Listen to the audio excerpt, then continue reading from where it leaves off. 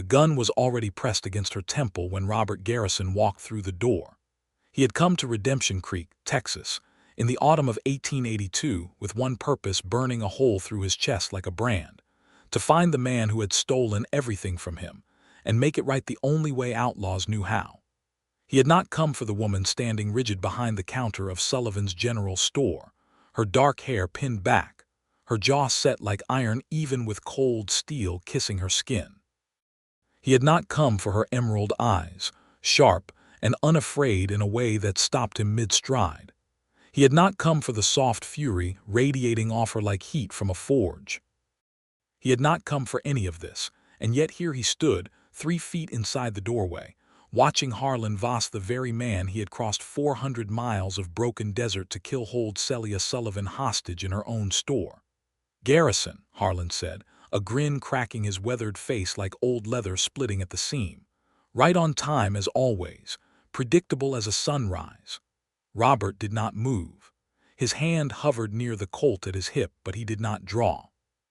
The woman's eyes cut to him, measuring him in less than a second, with an intelligence that made him feel briefly exposed, briefly known, and he could not explain why that mattered right now, but it did. "Let her go," Robert said. His voice was flat, controlled, the voice of a man who had learned long ago that the moment you let emotion into your tone was the moment you lost.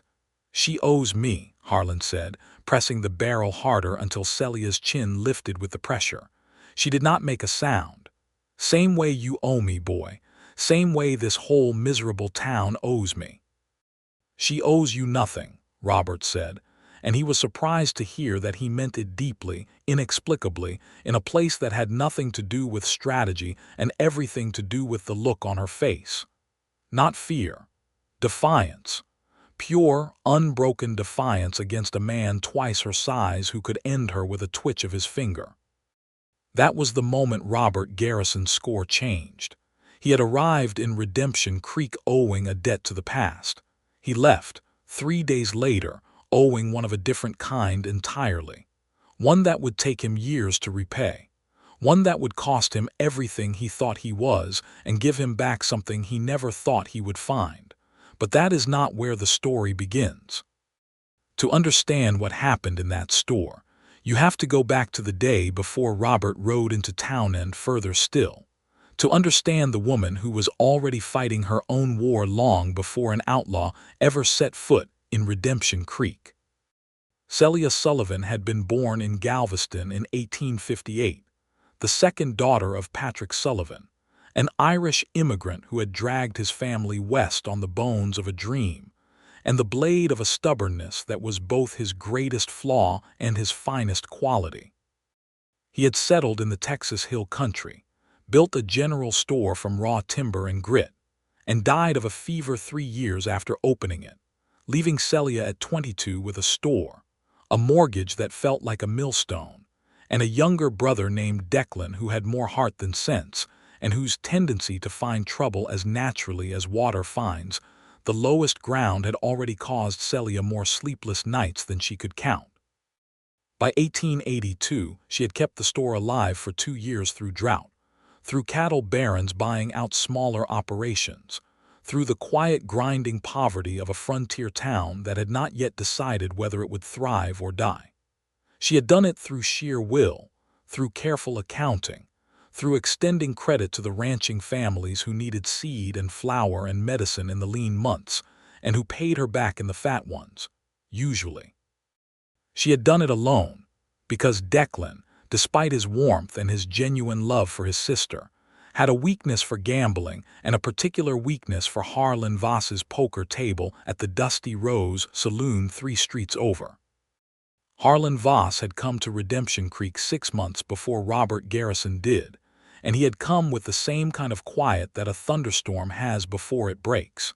He had set up at the Dusty Rose, not as the owner but as a persistent, high-stakes presence, the sort of man who ran games and kept ledgers of debt in his memory rather than on paper, because paper could be used against you in court but memory could not. He was 40 years old, broad-shouldered, with pale eyes that had seen more than they ever told, and he had a gift for finding the particular hunger in a man and feeding it just enough to keep that man hooked. Declan Sullivan was 20 years old and hungry in every direction at once for money, for excitement, for the feeling of being someone significant in a town that had not yet given him any particular reason to feel that way. Harlan had spotted him inside of a week. By October of 1882, Declan owed Harlan Voss $430. In 1882, that was a sum that could buy a modest homestead. It was, for a young man whose sister ran a general store on thin margins, a catastrophic amount of money. And Harlan, having let the debt ripen to exactly the right moment, had come to collect. He had not gone to Declan. He had gone to the store. He had arrived on a Wednesday afternoon when the store was quiet, when Celia was alone restocking shelves, and he had walked in and told her, with the particular calm of a man who has never needed to raise his voice to be threatening, that her brother's debt was now her problem, and that if it was not settled by Friday, he would be taking the store's inventory as partial payment and her brother's fingers as the rest. Celia had not screamed. She had not cried. She had looked at Harlan Voss with those green eyes and she had said, "You will get your money. Now get out of my store." She had then spent the rest of Wednesday and all of Thursday in a state of controlled, furious despair, going through every ledger, every account, every possibility and finding none that added up to what she needed. The cattle families who owed her credit were not due to pay until spring. The bank in San Antonio would not extend a loan to an unmarried woman without a male cosigner, which was an injustice she had already run headlong into twice before, and which still had the power to make her hands shake with anger. She had written to every contact she had and found nothing. By Thursday evening, she had exactly $62 in the strongbox, a loaded shotgun under the counter, and a plan that consisted mostly of refusing to be destroyed by a man like Harlan Voss, consequences be what they may. That was the situation when Robert Garrison rode into Redemption Creek on Thursday night. Robert was 28 years old in 1882, though he looked older in the way that men do when they have lived hard in short years. He was tall and lean, with dark eyes that had the particular quality of taking in everything and giving back very little, and a jaw that was permanently shadowed, and hands that were steady in the way that spoke of practice rather than calm. He had grown up in Missouri, the son of a small-time horse trader who had been honest and poor in equal measure, and he had left home at 16 with nothing, and had spent the years since building a life from whatever materials came to hand which had not always been legal materials. He was not, by the standards of 1882 Texas, a good man, though he had his own private sense of what good meant, a code that was inflexible on certain points even when it was permissive on others. He had ridden with Harlan Voss 7 years ago. In a stretch of his life, he did not like to visit in memory a brief, profitable, deeply ugly period during which he had participated in things he could not fully excuse, and had eventually walked away from, taking with him nothing but his horse and a scar on his left side, and the beginning of a long argument with himself about who he was going to be. He had gone legitimator close enough that the line was blurry in places working cattle drives up to Kansas, doing occasional work as a hired rider for ranchers who needed men who could handle trouble without flinching. He had built something small but real in the years between, a reputation for being reliable, a modest amount of money saved, and a quarter interest in a small horse ranch outside of Fort Worth that he had bought into with 2 other honest men he trusted. Then Harlan Voss had burned it down. Not literally, though that would have been cleaner. Harlan had sent a letter to the Tarrant County Sheriff's Office with Robert's name on it, and enough accurate detail about events from 7 years ago to make the investigation very unpleasant. Robert's partners had been forced to buy him out at a loss to protect themselves, and Robert had found himself in the summer of 1882 back at the beginning with nothing but his horse, his gun, and a fury he kept banked like coals because fury, If you let it burn freely, consume the man holding it before it consumed anything else. He had tracked Harlan for 3 months, had tracked him to Redemption Creek.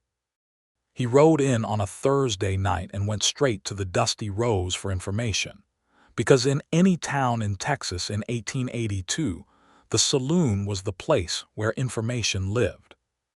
He sat at the bar with whiskey he barely touched and listened, and within an hour he had a reasonably complete picture of Harlan Voss's operation in this town.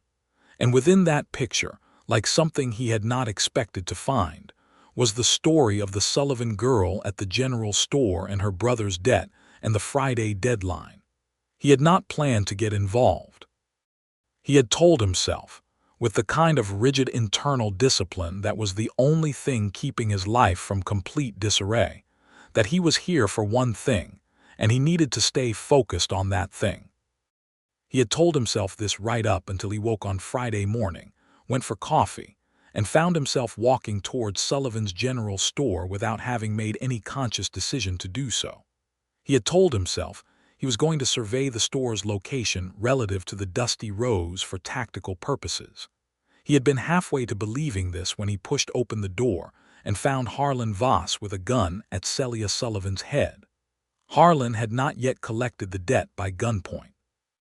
He had come to negotiate one more time, and when Celia had again refused to yield the store to him as payment, the negotiation had deteriorated rapidly.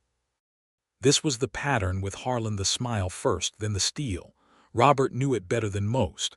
"You predictable as a sunrise," Harlan repeated now, keeping his eyes on Robert, the gun still at Celia's temple. "I knew you were in town.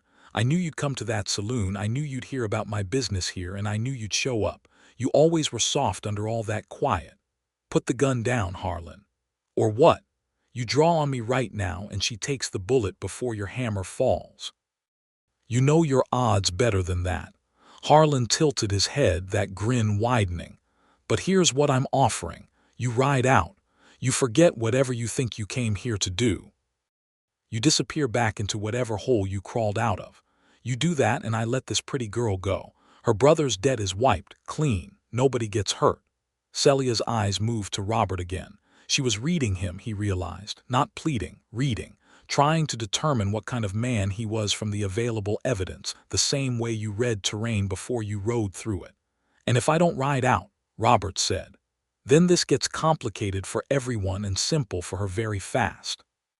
Robert moved his eyes off Harlan for exactly half a second to meet Celia's gaze, and she gave him something in that half second, a very slight tilt of her head, barely perceptible, toward her left.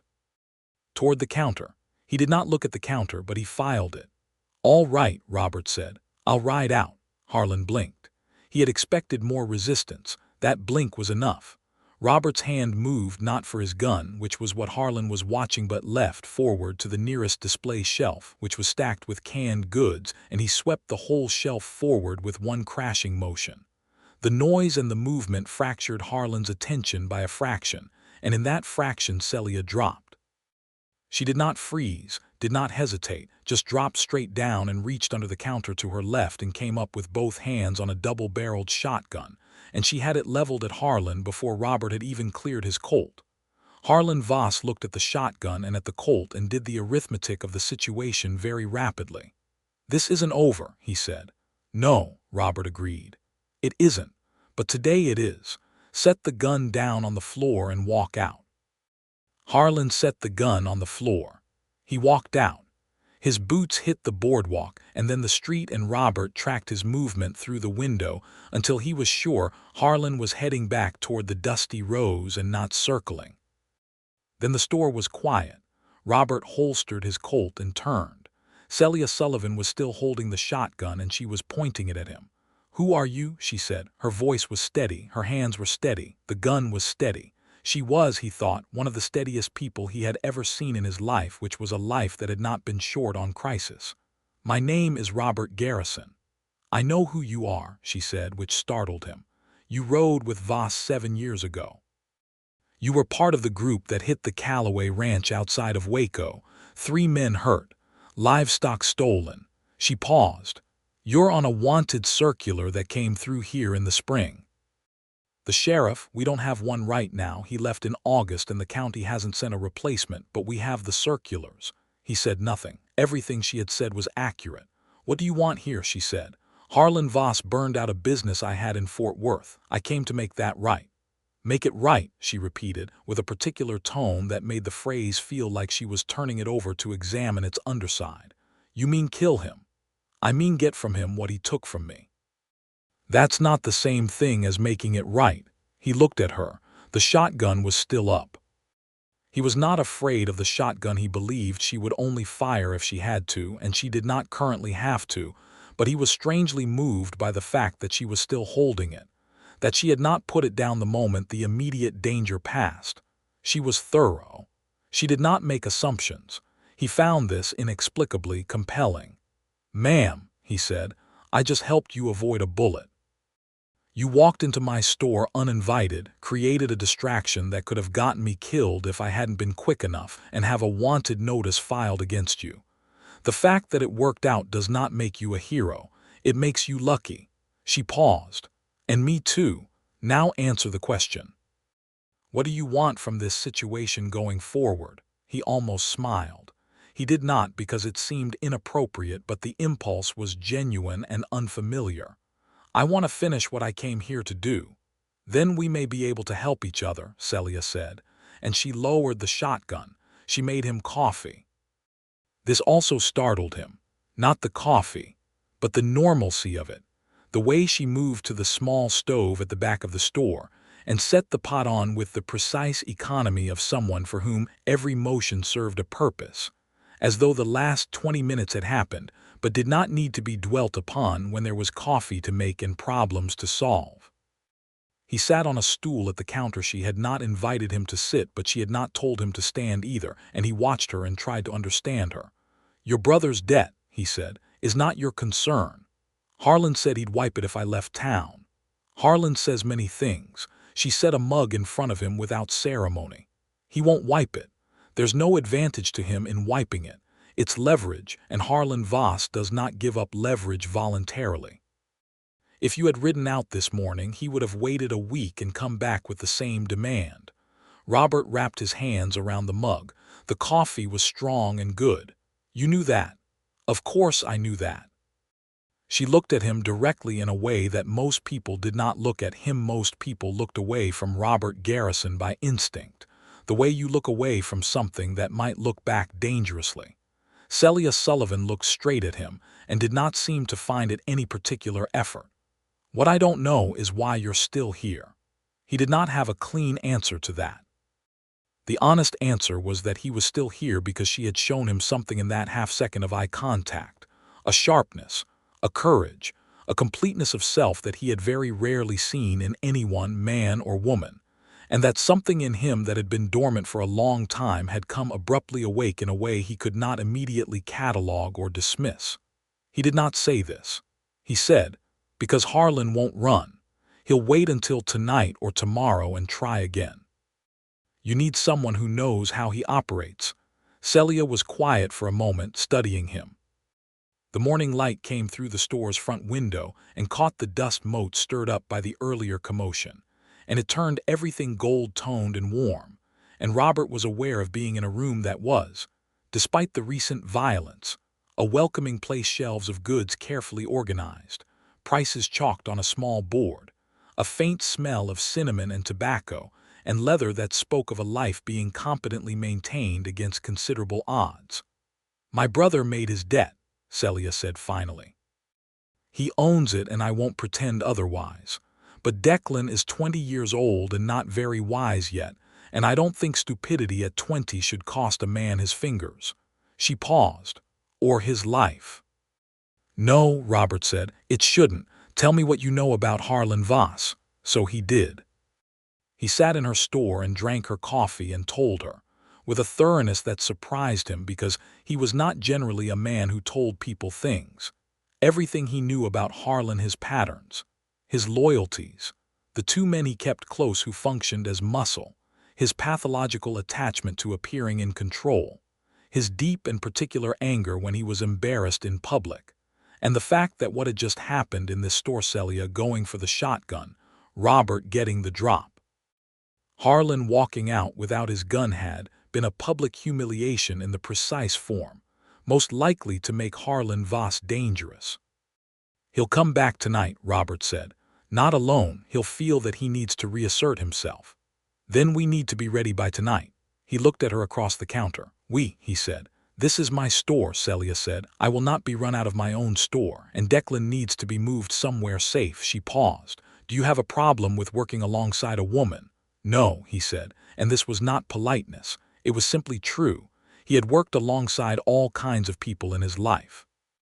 He evaluated usefulness without reference to category, and Celia Sullivan had demonstrated her usefulness very clearly in the last half hour.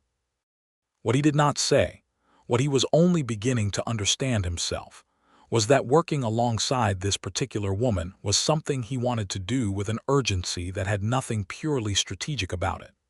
They found Declan at midday. He was at the Dusty Rose, which was either brazen or oblivious, and Robert's assessment within 30 seconds was that it was entirely oblivious.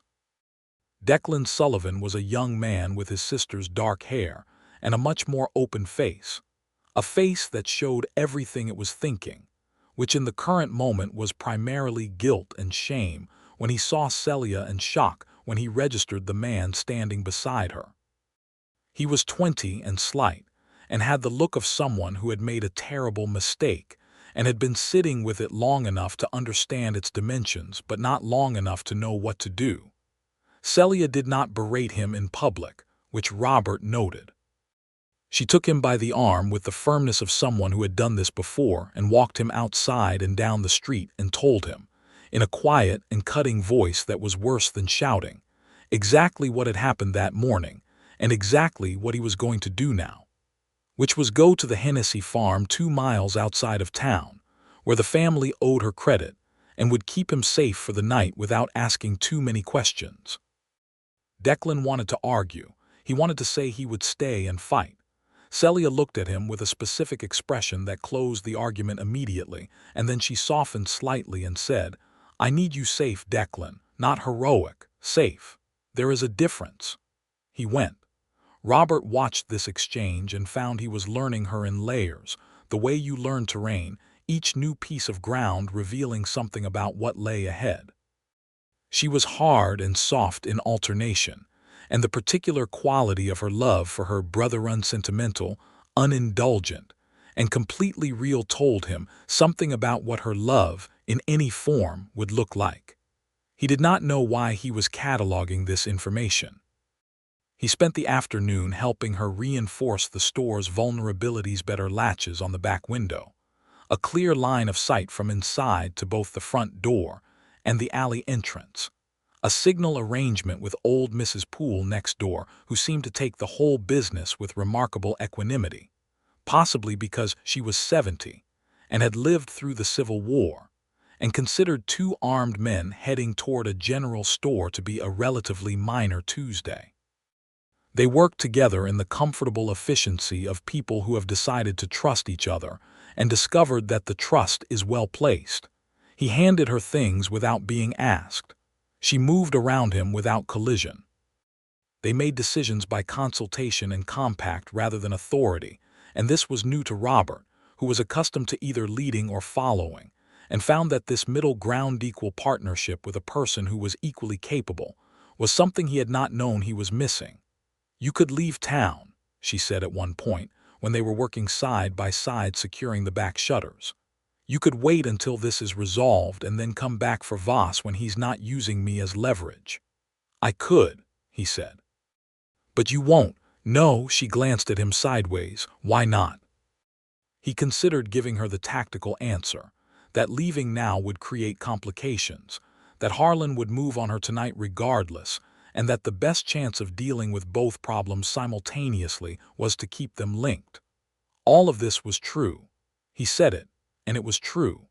But as he said it, she was looking at him with those green eyes that read everything, and he had the uncomfortable feeling that she could tell the tactical answer was not the complete answer. "Also," he said before she could probe further, You make good coffee." She made a small sound. It was very nearly a laugh, compressed, brief, quickly contained, but unmistakably the beginning of one. He felt it like warmth against his sternum, inexplicable and real. They had supper together in the back room of the store, because neither of them wanted to leave the building. She had a small kitchen area back there, sparse but functional, and she made corn bread and salt pork and beans with a competence and speed that suggested cooking was something she did because it needed doing rather than anything she found particularly enjoyable. He ate everything she put in front of him and said it was good, and it was. "Tell me about what Voss did to your business," she said, not unkindly but with directness as they ate. She seemed to prefer directness in all things, and he was finding that he preferred it too, in a way he had not fully recognized before, perhaps because he had not often been in the company of someone direct enough to draw it out of him. He told her about the horse ranch, about his partners, about the letter Harlan had sent to the sheriff's office and what it had cost him. He told it plainly without self-pity, because self-pity was something he had burned off long ago by sheer force of will, though the wound beneath it was still there and still real. "And before the ranch," Celia said, not asking, waiting. He looked at her across the table. "You already know. I know what the circular says. I want to know what you say." This was, he thought, a remarkable thing to ask. It assumed that his version might be different from the document's version and that the difference mattered. Most people who knew about the circular at all, which in this town was apparently at least one person, would simply have used it as a reason to dismiss him entirely. Celia Sullivan was asking for his account. "I rode with Harlan for 8 months, he said. "I was 21. I needed money and I made bad choices about how to get it. I stopped making those choices. I left. I have not broken the law since then, or none that any court would have jurisdiction over." This last was perhaps slightly optimistic, but it was broadly true. The Callaway Ranch, nobody died. I want to be clear about that. What happened there was wrong and I have carried it, but nobody died. "Did you go back," she asked, "to the Callaway Ranch afterward?" He was quiet for a moment, then, "Yes, anonymously, left payment for what was taken." Celia looked at him for a long moment. He could not tell what she was deciding. Then she said, "That doesn't undo it." "No," he said. "It doesn't, but it means something." She looked down at her plate, then back up. "It means you understand that debts exist even when no one is keeping the official ledger." He had never heard anyone articulate it quite that way before, but it was exactly right. It was the principle he had been living by in the years since, inchoately and without a clean framework, and she had named it in one sentence. He felt something shift in him, the way ice shifts in early spring, not breaking, not yet, but the first deep groan of something beginning to give. Night came to Redemption Creek in the way it comes to all Texas hill country towns in Oktoberfest, and cool and dark, the stars enormous overhead, and the town itself folding down to lamplight and silence. At 10 o'clock, as Robert had predicted, they came. It was 3 men, Harlan and his 2 regulars, whose names Robert knew were Cole Briggs and Jim Derry. Cole was a former cowhand who had drifted into Harlan's orbit the same way wreckage drifts to a whirlpool. Jim was quieter and more deliberate and more dangerous. Robert had dealt with Jim Derry before. In the context of that 8 months, he did not like to revisit, and knew that Jim was the one to watch. They came to the front door first, which was locked. Harlan knocked, civilized, almost satirical, and when nothing answered, they moved around to the alley, which was what Robert and Celia had prepared for.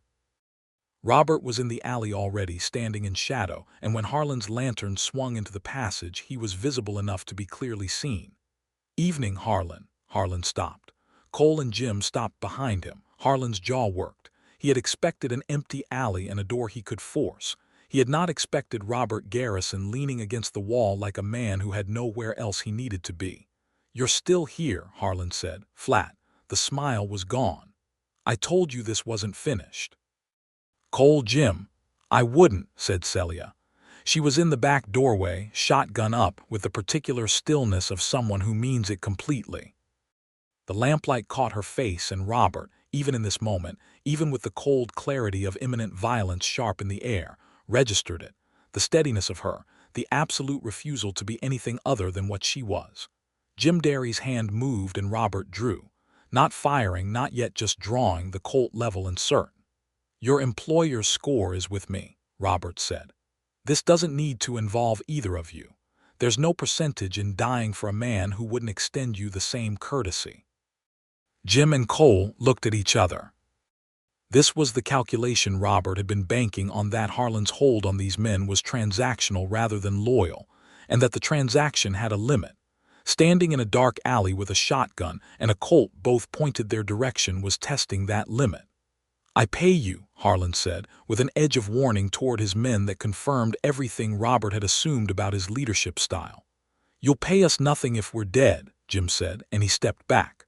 Cole followed. They were not loyal men. They were rational ones. In this particular moment there was not much difference.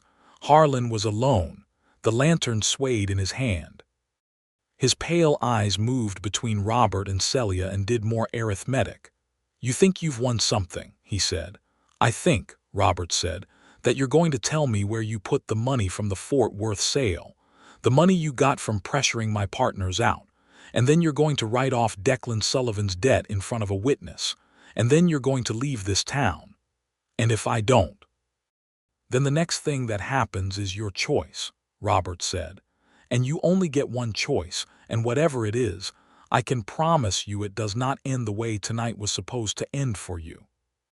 Harlan Voss was a particular kind of man. He understood power completely and respected it without sentiment, which meant that when power shifted, he shifted with it, because he did not have the capacity for the kind of defiant stupidity that gets people killed in dark alleys out of pure pride.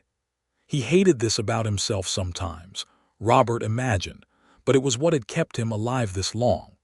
Harlan talked. He gave up the information about the money. It was in a bank account in San Antonio under a name that Robert could track. He wrote out the debt cancellation for Declan on a scrap of paper from his pocket. Because Celia had a pen and inkwell waiting in the doorway, she had thought of this, and he signed it. He then walked out of the alley and did not look back. They stayed alert for another hour, watching from inside to make sure he did not circle back. Then slowly, the tension unwound. Robert sat on the stool at the counter again. Celia leaned against the opposite side, the shotgun propped within reach but no longer in hand. The store was quiet. Outside, Redemption Creek was quiet. The lamp between them cast warm, unsteady light. "He'll leave," Robert said. "He's already calculating his next situation somewhere else. It's how he works." "Will you go to San Antonio?" Celia asked. "For the money?" "Yes," she nodded. A pause stretched between them, not uncomfortable. Outside, a night bird called. The lamp flickered. Celia reached up and tucked a loose strand of dark hair back into its pin with a gesture so unremarkable and so human that it went through Robert like a bell struck close. "You should stay tonight," she said. "The room above the hardware store 2 doors down has a bed to let. I can speak to Mr. Alderman in the morning." "That's unnecessary. You're leaving for San Antonio tomorrow and it's midnight. It's unnecessary for you to sleep on the ground when there's a perfectly good bed 2 doors from here." She looked at him with an expression that was not quite sternness and not quite fondness and was something more complicated than either. "Consider it payment for tonight." "You don't owe me anything," he said. "I know I don't," she said, with a tartness that made him feel warm in his chest again. "I'm choosing to offer it because it makes practical sense. Those are 2 different things. Learn the difference." He stayed. He slept in the room above Alderman's hardware and lay awake longer than he should have, looking at the ceiling in the dark with a feeling in him that he could not name precisely, something that was not peace and not restlessness but somewhere between them, a vibration, a new frequency. He thought about her holding the shotgun in the doorway. He thought about her making coffee the morning after nearly being shot. He thought about the way she had asked for his account, not the circulars. He thought about the way she had articulated, in one sentence, the principle he had been living by without knowing its name. He had come to Redemption Creek to settle a score. He was leaving Owing one that had nothing to do with money. He rode out in the morning. He did not say goodbye. He told himself it was because she would be busy and he did not want to waste her time, and he did not examine this reasoning too closely because it was obviously incomplete. He rode the 4 days to San Antonio and spent 3 days there dealing with the bank, which was complicated and required the involvement of a lawyer named Castanier, who was competent and reasonably honest, and who helped Robert navigate the recovery of funds from Harlan's account with enough legal weight that it held. He retrieved enough to be meaningful, not everything, but enough to rebuild. He was on his way back north through the hill country when he stopped his horse on a ridge overlooking Redemption Creek in the late afternoon light and sat there for a long time. He could ride east. He had enough to start over somewhere. He could build the horse operation again, somewhere else, with the clarity of knowing now what he had not known before, that a man with his history needed to be more careful about who knew it, needed to keep his past more firmly behind him. He sat on the ridge for 40 minutes. Then he rode down into town. Celia was in the store when he walked in. She was doing her accounts, seated at the counter with her ledger, and she looked up when the door opened with the alert expression of someone who never fully stopped being watchful. And then she saw who it was, and something moved across her face very quickly, something she quickly composed, and she said, "You came back." I said I'd come back. He had not in fact explicitly said this, but it felt true. You did not say that, she said, but she was not correcting him the way she corrected an error. She was correcting him the way you correct someone when you are glad to have been wrong about something. He laid an envelope on the counter. There's money in there. Not all of what Harlan made off of me, but enough. I want to pay off the liens on your store inventory. She stared at the envelope, then at him. That is not what you went to San Antonio for. No, I went for my money. I have it. This is separate. He met her eyes. You kept your store running on margins that would have broken most people. You fought Harlan Voss by yourself for months before I showed up. You deserve to have the pressure off enough to breathe. This is me choosing to offer it because it makes practical sense. Those are two different things. She heard her own words back, and this time the sound she made was fully a laugh, brief and genuine and lit from inside, and it was the most beautiful sound he had heard since he could not remember when. You are a very irritating man, she said. I've been told, he said. She did not take the money that day. She told him she needed to think about it, which he respected, because he understood it was not about the money. It was about what accepting it would mean, what weight it would place on the scales between them. He went to the boarding house, a proper one, not the hardware room, and spent another night in Redemption Creek, and in the morning she came to him at breakfast in the boarding house dining room and sat down across from him uninvited and said, I'll accept a portion of it as a loan at the standard interest rate with a written note of terms. That's fair, he said. It is, she said. I want us to be clear about that. It is a loan, not a gift. I'm not in the habit of accepting gifts from people I have known for 4 days. Noted, he said. She looked at her coffee cup, then up at him. Are you staying in Redemption Creek? He had not said he was. He had also not said he wasn't, which they both recognized as an answer of its own kind. For a while, he said. He stayed for 6 weeks. The county finally sent a replacement sheriff, a solid, unimaginative man named Dawes who had enough sense not to ask too many questions about the Voss situation, given that the man had left town, and the relevant parties seemed disinclined toward official proceedings. Robert helped around the town during those weeks. He was good with horses, which meant he quickly found an arrangement with the local livery stable. He was good with his hands in the general practical way of men who have had to fix everything themselves for years, and there was always something in a frontier town that needed fixing. He became, gradually and without having announced the intention, a useful presence, and he courted Celia Sullivan. This was not a thing he planned. It was a thing that happened in the way that rivers happen, not by design, but by the inevitable accumulation of small choices following the path of least resistance, which in this case was the path toward her. He came to the store every morning for coffee, and she charged him for it, and they talked for an hour before she opened for business. He learned that she had wanted to study law, which was not available to her in any practical sense in 1882 Texas, and that she read every newspaper she could obtain and formed opinions on everything she read, and was perfectly willing to share those opinions at length if he gave her the least encouragement, which he did, because her opinions were consistently better reasoned and more interesting than almost anything he encountered otherwise. He learned that she was funny quietly, dryly funny, in the way of people who are very intelligent and know that most of what life presents is, if you look at it correctly, absurd. He learned that she had a habit of doing calculations in her head while appearing to listen to other things, and that she was almost never wrong. She learned things about him, too. He told her more than he had told anyone in years, not in a single great flood of confession, but in pieces, the way you hand someone things when you are not entirely sure they can hold them, but you watch carefully and discover that they can.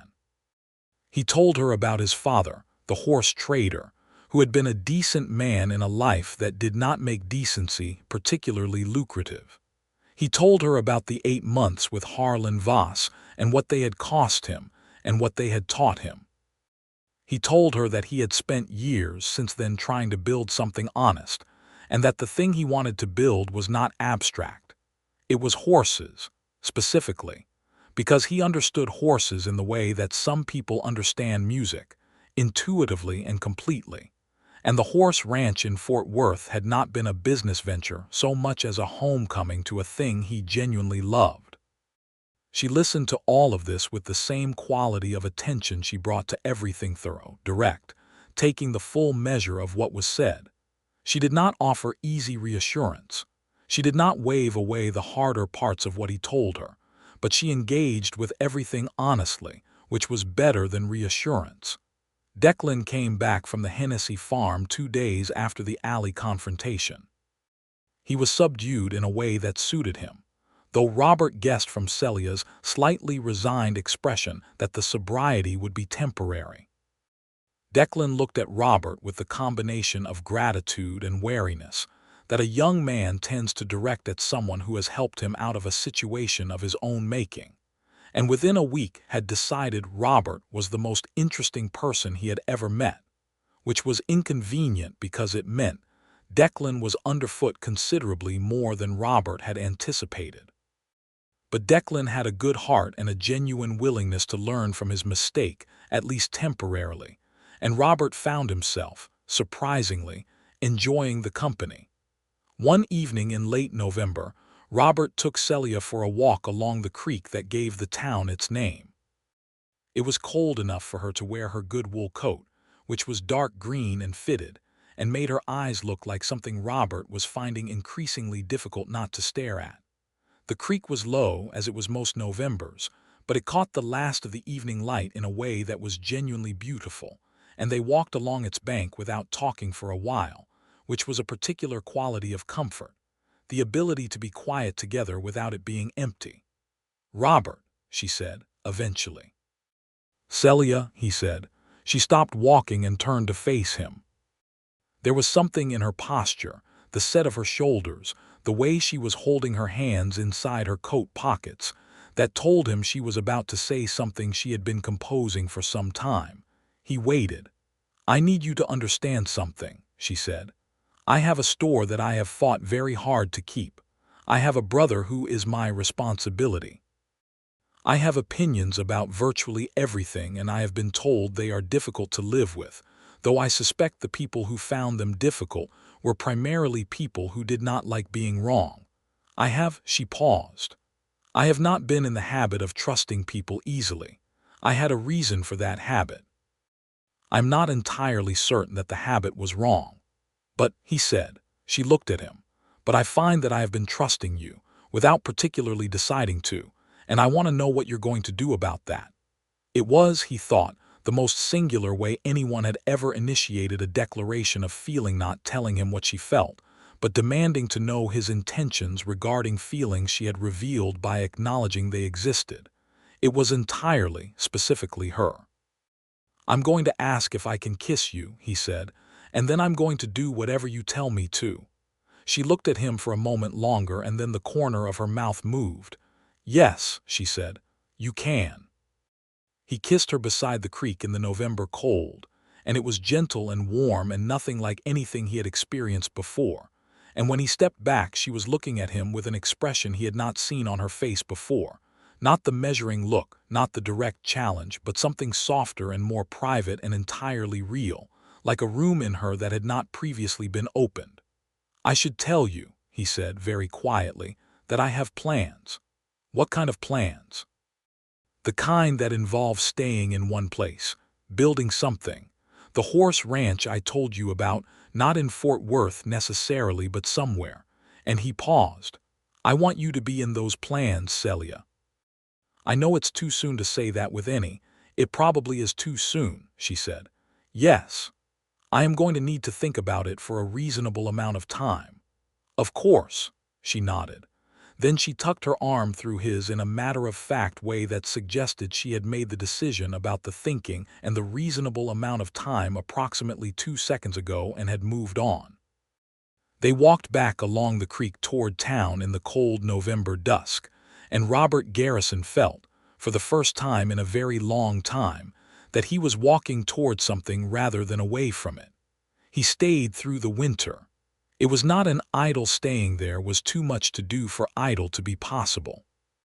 He built up work at the livery, and in January a rancher named Beauchamp, who ran cattle and horses both on a spread east of town, offered him a regular position as a horse trainer and handler, which was closer to what he wanted to do and paid better than the livery. He took it, and found that the work horses, the particular communication of it, the patience and the reading and the trust built by small consistencies over time was as right as it had ever been. That he was good at it, in a way that was not effort but expression.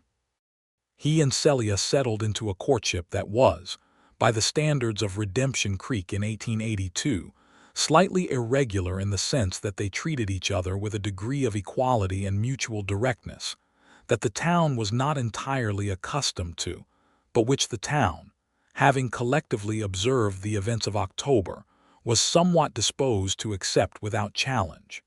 She did not simper, and he did not perform. They argued about things. She had a view about the cattle industry's relationship to the small farmer that was considerably more sympathetic to the farmer than most ranchers' wives would hold, and she was not shy about expressing it even in company. And the arguments were good, the kind that sharpened rather than damaged, the kind that left you smarter than you had been before. By spring, Robert had saved enough from the Beauchamp work, and the money recovered from Harlan's San Antonio account that he began to put together a proposal.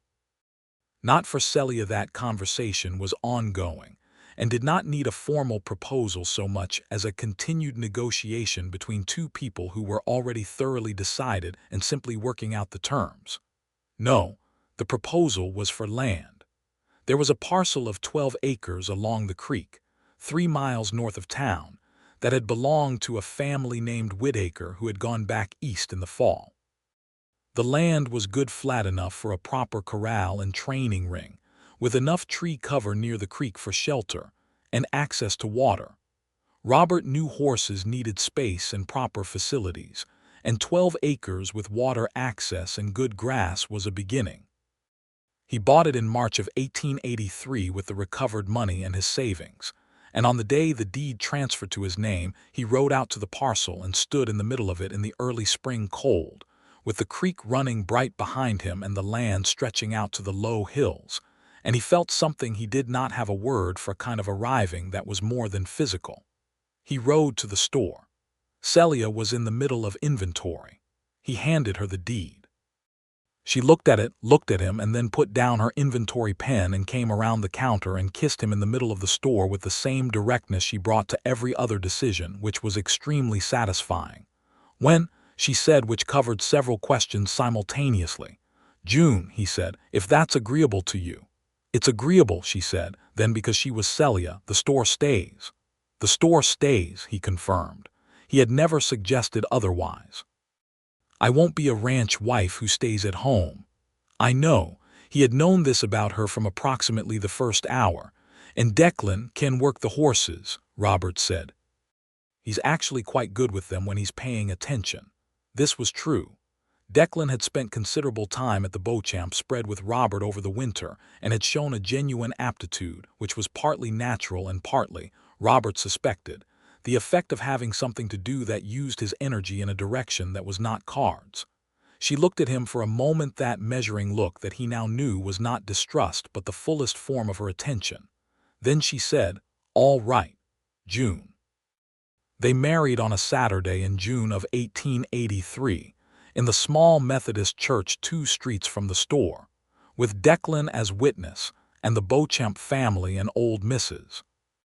Poole and a good portion of Redemption Creek's population in attendance, because the town had decided collectively that it liked the Garrison match, partly for sentimental reasons, and partly because Celia Sullivan had been fighting the town's credit and supply problems single-handedly for 2 years, and people felt a general goodwill toward her and anyone who made her life better. The ceremony was not elaborate. Celia had not wanted elaborate. She wore a dress that was deep blue rather than white, because she said white was impractical for a woman who had things to do after the ceremony, which was so completely her that the Reverend almost smiled mid-verse. Robert wore his good coat and a clean shirt, and had shaved with more care than usual, and when she came down the aisle on Declan's arm, who was bright-eyed and trying very hard not to show how moved he was, and failing completely, Robert felt the ground shift under him in a way that had nothing to do with the earth, and everything to do with the fact that she was walking toward him, and he was where she was walking to. And this was the truest and most terrifying and most wonderful thing that had ever happened to him. They said their vows. She said hers looking directly at him, every word clear and meant. He said his looking directly at her, every word equally clear, equally meant.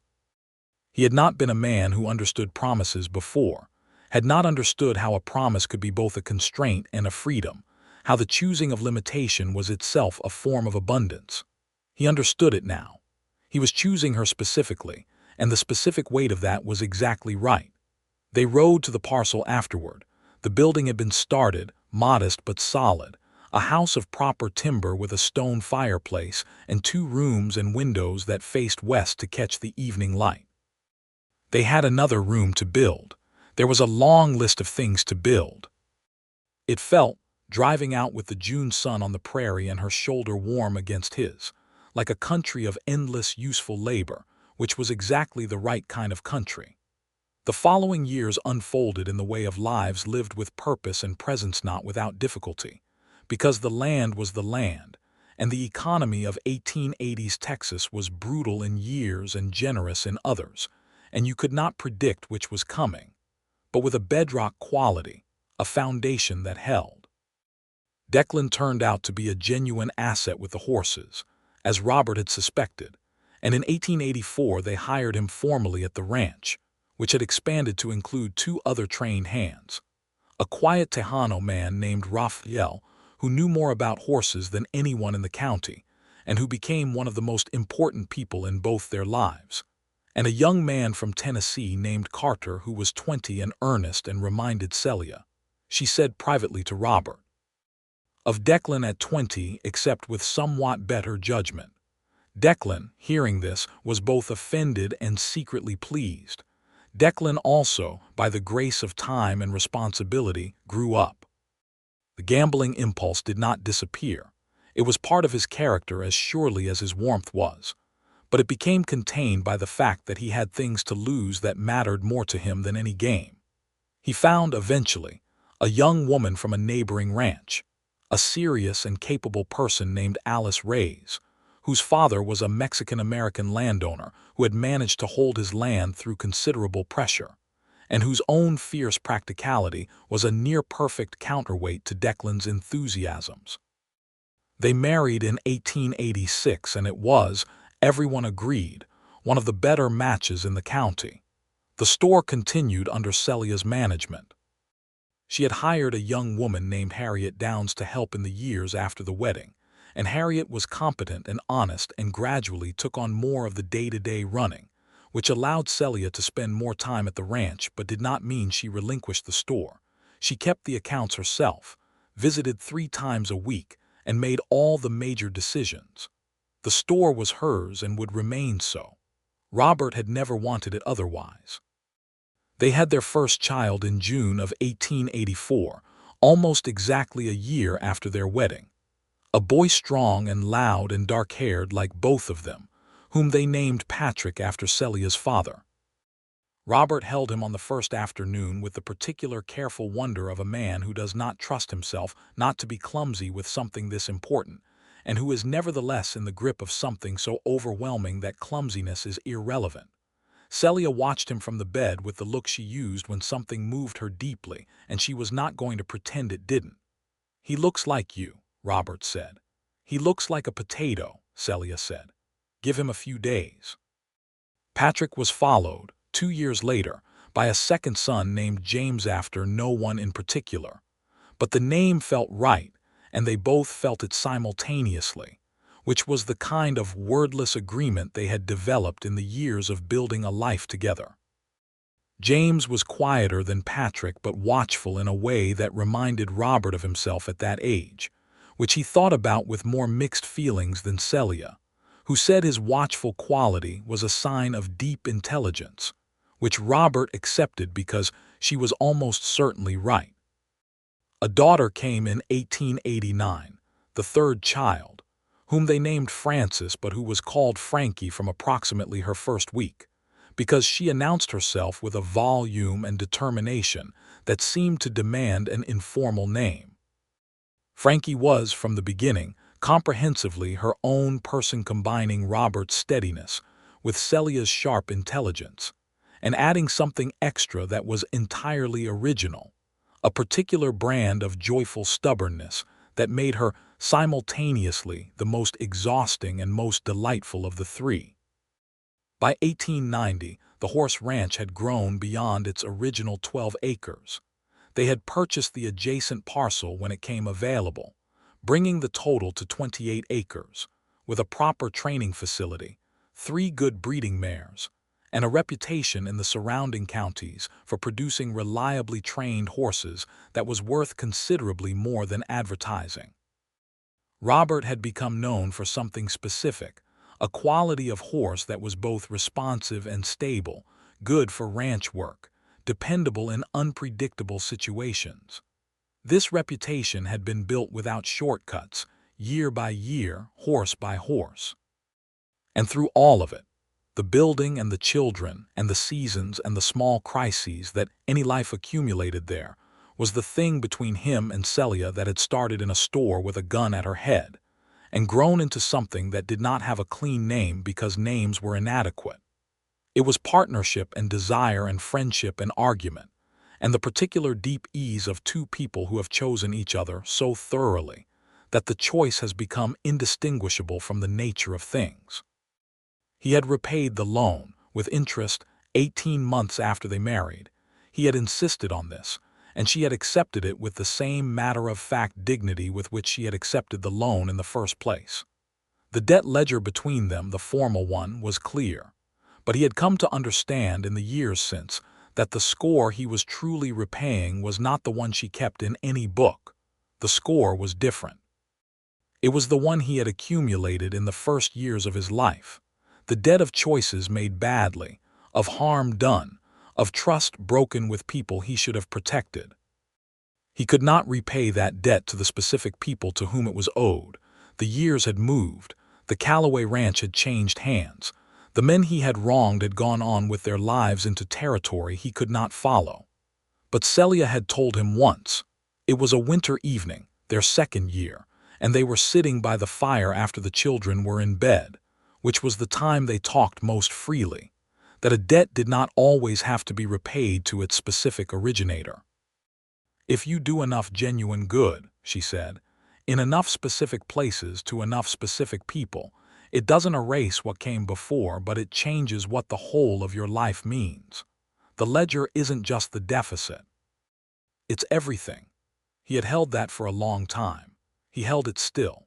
In 1892, 10 years after he had ridden into Redemption Creek with a gun and a score, and no idea that any of what followed was possible, he had occasion to think about it again with particular clarity. A boy came to the ranch in March of that year, 16 years old, alone, riding a horse that was in considerably better shape than he was.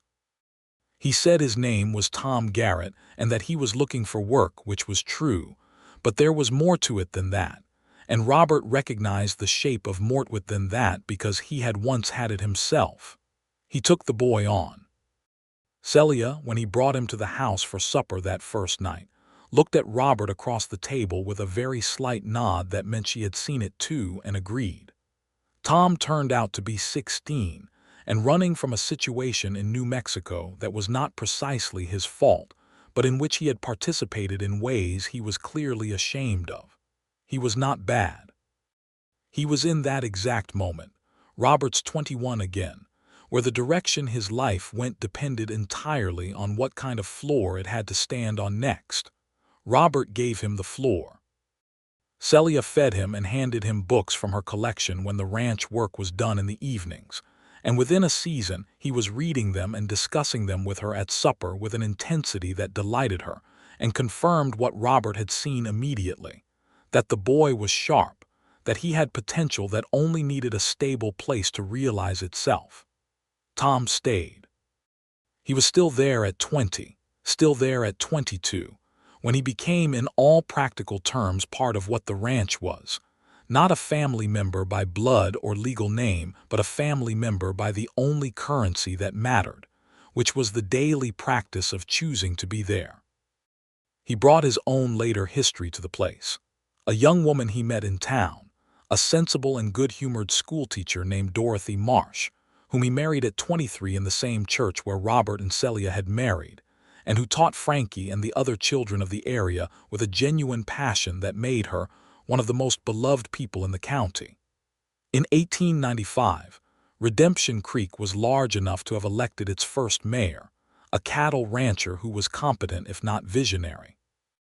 The town had a proper school, a doctor, 2 churches, a newspaper, and the general store that Celia Sullivan had fought to keep, and which was now the longest-running continuous business in the county. The newspaper ran a small piece about it, about the store's history, and mentioned Celia by name in a way that acknowledged her role without condescension, which was, for a newspaper in Texas in 1895, more than usual. Robert read the piece at the breakfast table on a Sunday morning with Patrick home from the agricultural school in Austin he attended, and James and Frankie at the table, and Tom and Dorothy coming for Sunday dinner later, and the smell of coffee and of something baking in Celia's oven filling the house in the way that had accumulated 12 years of Sunday mornings into a smell that meant home with a completeness he could not improve upon. He set the newspaper down and looked across the table at Celia, who was reading her own copy of the newspaper with the focused attention she brought to all reading and the slight frown she wore when she was noting something she disagreed with, which was often. "You should be proud," he said. She looked up. "Of what in particular?" "All of it," he said. "The store, what they wrote." She considered this in the way she considered everything. "It's reasonable," she said. "They got the founding year wrong by 1 year. And they entirely omitted the drought of 1886 and how the credit system held the town together through it, which is the more interesting story, but overall it's reasonable." "Celia," he said. She looked at him with the full attention, the real attention, not the reading attention, and he held her gaze across the breakfast table with the bacon getting cold and the children pretending not to listen and 13 years of mornings between them. "You should be proud," he said again. "I am proud of you." She looked at him for a moment with that private expression, the one he had first seen by the creek in November of 1882, the opened room. Then she said, "I know you are." And that was all, and it was enough, because with Celia Sullivan, what was said was exactly and completely what was meant, and there was never any gap between the words and the reality they described. Patrick, who was 20 and therefore at the age where parental displays of feeling were acutely uncomfortable, addressed his eggs with sudden great focus. James, who was 18 and more reflective, watched his parents for a moment with an expression Robert recognized as the beginning of understanding something, not about them specifically, but about what it was possible for two people to be to each other. Frankie, who was 6 that year and not governed by any of the social conventions that restricted her brothers, said, "Are you two being romantic again?" with great interest, and the table broke into laughter, and the morning resumed. There was one more thing that needed to happen, one thread that had not been fully resolved, that Robert was aware of as a small persistent weight in the otherwise clear ledger of his life. The Calloway family. The ranch outside Waco where, 23 years ago, he had participated in something he could not excuse. He had left payment anonymously in 1876, a few years after leaving Harlan's group. It had been what he could do at the time. But he had learned through the casual channels of frontier information, through the years since, that the Calloway ranch had changed hands, and that the family had moved to a property near San Marcos, and that old Marcus Calloway, who had been the patriarch in 1876, had died in 1889, but that his son, William Calloway, ran cattle on the San Marcos land. In the fall of 1895, Robert went to San Marcos. He told Celia where he was going and why, and she said nothing for a moment and then said, "Do you want me to come?" He thought about it honestly. "No," he said, "I need to do this alone." "All right," she said, and then, "Come back." "Always," he said. He rode to the Calloway land and asked at the gate and was permitted to wait in the yard, and William Calloway, a stocky man in his mid-40s with his father's directness, came out and looked at Robert without recognition. Robert told him his name. He told him what he had been part of in 1876. He told him that the anonymous payment in the years after was from him. He told him he understood that this did not undo what had happened and was not asking for absolution. He said he was there because a debt acknowledged openly was worth more than a debt settled in the dark, and because he had lived for 23 years knowing William Calloway's family existed and deserved to know the name of one of the men who had wronged them. William Calloway listened to all of this without interrupting. He was the kind of man who listened completely before deciding, which Robert respected. Then he said, "My father knew about the payment. He knew it was someone from the group." He paused. He said anyone who sent it back was probably trying to do right. He was a fairly fair man, my father. He was owed that opinion, Robert said. Yes. William looked at him steadily. "I'm not going to tell you you're forgiven because I don't think it's my place to forgive what my father experienced, but I'm not carrying it against you either. You understand the difference?" "I do," Robert said. William nodded. He put out his hand and Robert shook it, not a reunion, not a warm moment, but a real one. The kind that costs something to both parties and means something because of it.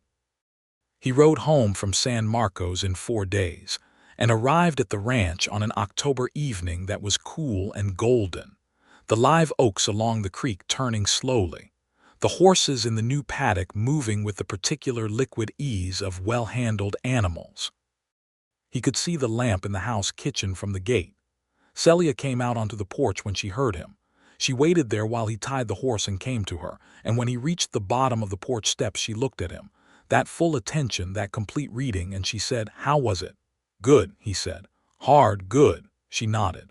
She put her hand against the side of his face for a moment briefly, in a gesture so simple and so full of everything that he closed his eyes. "Come inside," she said. "The children are in bed. There's supper and it's still warm." He followed her in from the October dark, into the light and the warmth, into the house they had built from the ground up with their particular combination of his hands and her determination. The kitchen was warm, the lamp was steady, and supper was on the stove, and Celia Sullivan was already at the table with her own plate and her eternal newspaper, and an expression of complete and certain welcome. The ledger he had come to Redemption Creek to settle was clear. The one he had left owing was paid, not in the way debts are typically paid, in money or in kind, but in the way the most significant debts are settled, in the quality of a life lived with full presence and honest accounting. He had come to that town with a score to settle and a past that made him more shadow than man. He had left, eventually, with something he had no framework to even want before he met her, a life of genuine substance, with a woman of genuine substance, in a place they had built together into something that would outlast them both. He sat down across from her and picked up his fork. She looked up from the newspaper. "The new county commissioner," she said, "is already making decisions about water rights that are going to affect the smaller ranches in the east section. I want to go to the meeting in November." "Then we'll go," he said. She looked at him with the private expression, the opened room. Then she went back to her paper. He ate his supper in the lamplit kitchen with the cool October night outside the windows and the sound of his children breathing in the rooms above, and the horses settling in the paddock and the creek running low and steady 3 miles south. And he could not have said precisely, when the score had been settled, what moment had tipped the balance from debt to sufficiency. He suspected it was not a single moment but an accumulation of them. He suspected it was still, in the way of all living accounts, ongoing. He was all right with that. He had learned from the best accountant he knew that a ledger was not just the deficit, it was everything. Everything in this life was very considerable. In the spring of 1897, a letter arrived at the ranch from a law office in San Antonio. It turned out that a small portion of the Harlan Voss affair had a legal tail. Harlan had, apparently, in the intervening 15 years, been caught up in genuine criminal proceedings in New Mexico territory, and had in the course of those proceedings made various statements about his activities in Texas in 1882, presumably in an attempt to trade information for leniency. The result was that Robert's name had appeared in official documents, and the law office was writing to inform him that the Tarrant County matter, the original warrant related to the Callaway incident in 1876, had been formally reviewed in light of the subsequent years of documented law-abiding residence and the payment that had been traced to him and had been discharged. He was no longer wanted, anywhere, by anyone with official standing. He read the letter at the kitchen table in the morning. Celia read it over his shoulder. She had come to stand beside him with her coffee cup. When she saw the San Antonio postmark and when they both finished, she was quiet for a moment. 15 years, she said. Yes. You rode into this town as a wanted man. Yes. She was quiet for another moment. Then, and you stayed anyway. The coffee was good, he said. She took the letter from his hand and set it on the table and sat down beside him, not across from him, which was her usual position, but beside him, which was different and deliberate, and she put her hand over his and said simply, "Good, now it's finished." "Yes," he said, and it was. He turned his hand over and held hers, there at the kitchen table in the spring morning, with the letter on the table between them and the window showing the green of the April ranch and the horses in the paddock and the bright Texas sky above everything. The children would be up soon. There was work to do. There was always work to do, and he was glad of every piece of it. But for this moment, in the particular quiet of a morning that had resolved everything that needed resolving, he and Celia Sullivan Garrison sat with their hands together and let the silence hold them. And outside the window the land they had made their own ran all the way to the horizon, where the sky came down to meet it in a line as clear and certain as a promise kept.